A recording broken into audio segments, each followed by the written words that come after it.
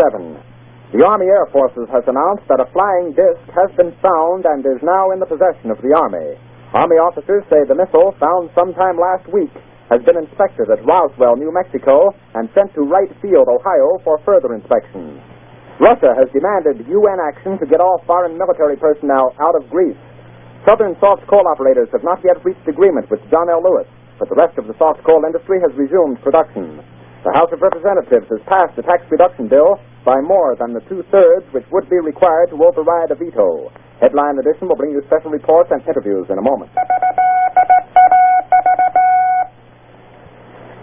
The American Broadcasting Company and affiliated stations present Headline Edition with Taylor Grant. From all over the world, wherever the day's headlines are made, Headline Edition brings you accurate, timely reports on the news behind those headlines, plus informative in-person interviews with the men and women who made the headlines today.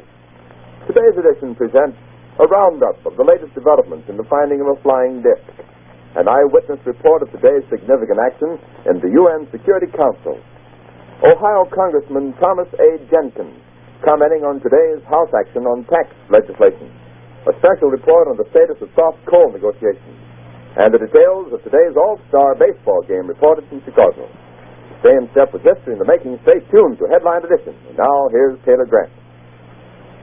Late this afternoon, a bulletin from New Mexico suggested that the widely publicized mystery of the flying saucers may soon be solved.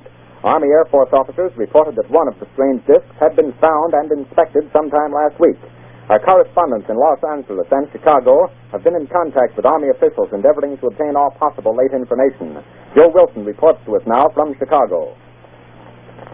The Army may be getting to the bottom of all this talk about the so-called flying saucers. As a matter of fact, the 509th Atomic Bomb Group headquarters at Roswell, New Mexico, reports that it has received one of the discs which landed on a ranch outside Roswell. The disc landed at a ranch at Corona, New Mexico, and the rancher turned it over to the Air Force. Rancher W.W. Brazil was the man who discovered the saucer.